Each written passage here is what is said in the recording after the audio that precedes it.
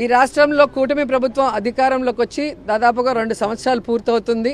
మహానాడు అంటూ దగానాడును నిర్వహిస్తున్నారు. కాబట్టి ఈ 2 ఏళ్ల పరిపాలనలో వెన్నుపోటుకు 2 ఏళ్ళు ఆంధ్రప్రదేశ్ని ఎలా సర్వనాశనం చేశాడు చంద్రబాబు నాయుడు అనే మీద ఈరోజు మాట్లాడటం జరిగింది.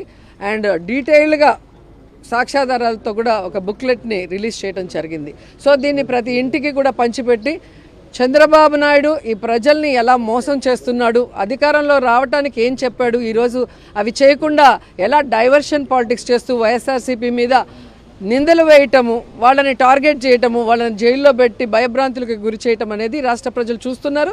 మరొకసారి వాళ్ళని చైతన్యపరిచే విధంగా ఈ యొక్క బుక్లెట్ని ప్రతి ఇంటికి గడపకి తీసుకెళ్లే కార్యక్రమం చేయబోతున్నాం. ఎందుకంటే ఈరోజు సూపర్ 6 సూపర్ హిట్ అని చెప్పి సిగ్గు లేకుండా కళ్ళార్పకుండా ఈరోజు చంద్రబాబు నాయుడు గారు అబద్ధాలు చెప్తున్నారు. సూపర్ 6లోనే ముఖ్యమైనవి మీరు చూస్తే నిరుద్యోగులకు ఉద్యోగం ఇస్తాం లేదా నిరుద్యోగ భృతి 3000 ఇస్తామన్నారు.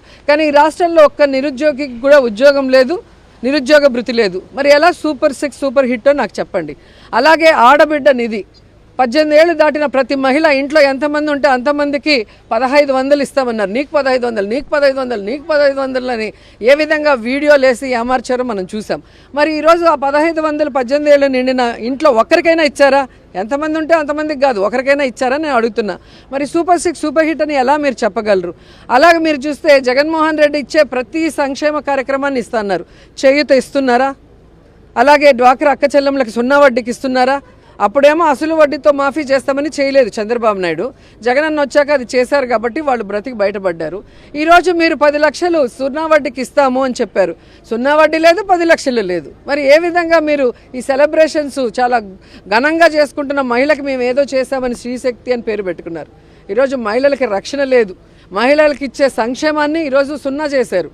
అలాగే మహిళలకి ఈరోజు వాళ్ళ పేరు మీద జగన్మోహన్ రెడ్డి గారు ఇల్లు ఇస్తే మీరు ఒక్క ఇల్లైనా ఇచ్చారా? జగనన్న కట్టిన ఇల్లుని ఈరోజు పెయింటింగ్ లేసి మేము ఇన్ని లక్షలు ఇచ్చినామని సిగ్గు లేకుండా క్రెడిట్ చోరీ చేస్తున్నారు. ఏ రోజైనా నువ్వు అధికారంలో ఉన్నప్పుడు ఒక ఇంటి స్థలం ఇచ్చి ఒక్క ఇల్లన్నా కట్టించిన దాఖలాలు ఉన్నాయా?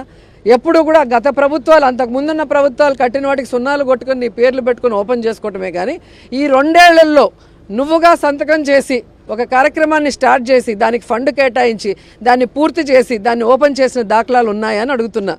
ఈరోజు చంద్రబాబు నాయుడు ఒక మోసగాడంటే ఆయన కొడుకు మరీ వరస్ట్గా తయారయ్యాడు. ఈరోజు ఆయన్ని ప్రెసిడెంట్ చేశారంట పార్టీకి. ఆయన ఎప్పుడైతే మరి ఈ విద్యాశాఖ మంత్రి అయ్యాడో విద్య కుంటుబడింది, విద్య మూలకి వెళ్ళింది. ఈరోజు స్కూళ్ళ విషయాలకే వద్దాం.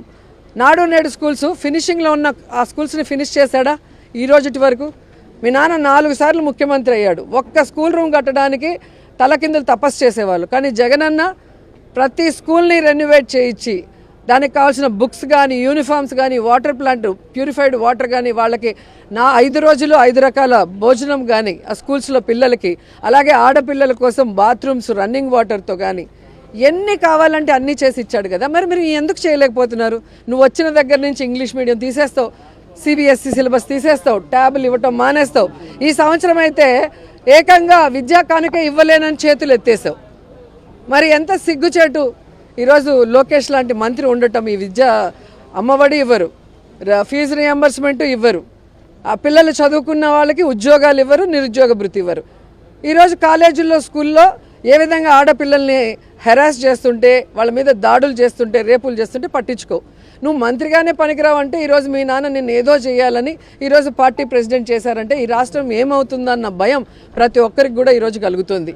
అండ్ ఈరోజు ఏదైతే ఈ పార్టీతో కమ్మండై ఉన్న జనసేన పార్టీ ప్రశ్నిస్తాను అని పార్టీ పెట్టానని చెప్తాడు. చంద్రబాబు నాయుడు ఇన్ని తప్పులు చేస్తూ ఈరోజు ఇన్ని ఘోరాలు చేస్తూ రైతుల్ని, మహిళల్ని, విద్యార్థుల్ని అందరినీ మోసం చేస్తుంటే ప్రశ్నించాల్సిన పవన్ కళ్యాణ్ గారు ఎందుకు ప్రశ్నించటం లేదు? ప్రశ్నించకపోగా మళ్ళీ ఫ్రస్ట్రేషన్ ఒకటి.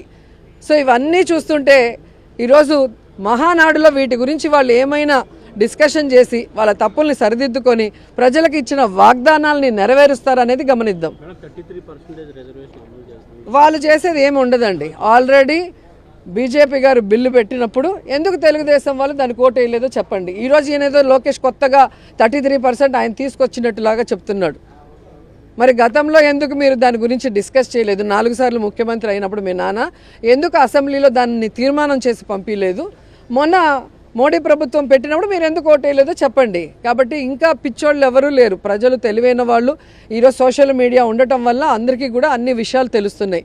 మీరేదో చెప్పేస్తే దాన్ని నమ్మే పరిస్థితిలో ఎవరు కూడా లేరు.